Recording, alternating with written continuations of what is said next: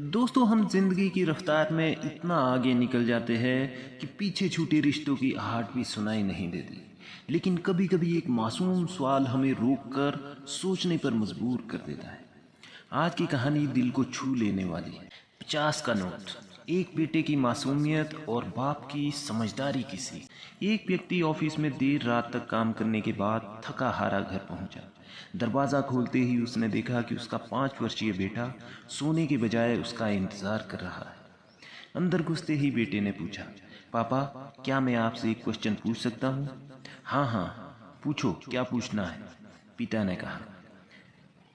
बेटा बोला, पापा, आप 1 घंटे में कितना कमा लेते हैं? इससे तुम्हारा क्या लेना देना? तुम ऐसे बेकार के सवाल क्यों कर रहे हो? पिता ने झुंझलाते हुए उत्तर दिया। बेटा बोला, मैं बस यूं ही जानना चाहता हूँ। प्लीज़ बताइए कि आप 1 घंटे में कितना कमाते हैं? पिता ने गुस्से से उसकी तरफ देखते हुए कहा, 100 रुपये। अच्छा, बेटे ने मासूमियत से सर झुकाते हुए कहा, पापा, क्या आप मुझे 50 रुपये उधार दे सकते हैं? इतना सुनते ही वो व्यक्ति आग बबूला हो उठा। तो तुम इसलिए ये फालतू के सवाल कर रहे थे ताकि मुझसे पैसे लेकर तुम कोई बेकार का खिलौना या उठपटांग चीज़ खरीद सको?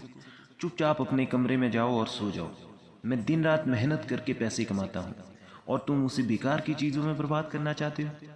ये सुन बेटे की आंखों में आंसू आ गए और वो अपने कमरे में चला गया।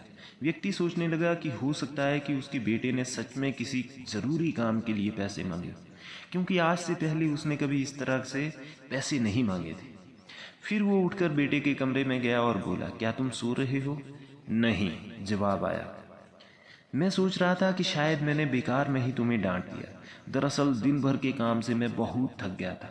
व्यक्ति ने कहा, आई एम सॉरी, ये लो अपने 50 रुपये। ऐसा कहते हुए उसने अपने बेटे के हाथ में 50 की नोट रख दी। थैंक यू पापा, बेटा खुशी से पैसे लेते हुए कहा। और फिर वो तेज़ी से उठकर अपनी अलमारी की तरफ गया। वहाँ उसने ढेर सारे सिक्के निकाले और धीरे धीरे उन्हें गिनने लगा। पापा, अब मेरे पास 100 रुपये है। क्या मैं आपका 1 घंटा खरीद सकता हूँ?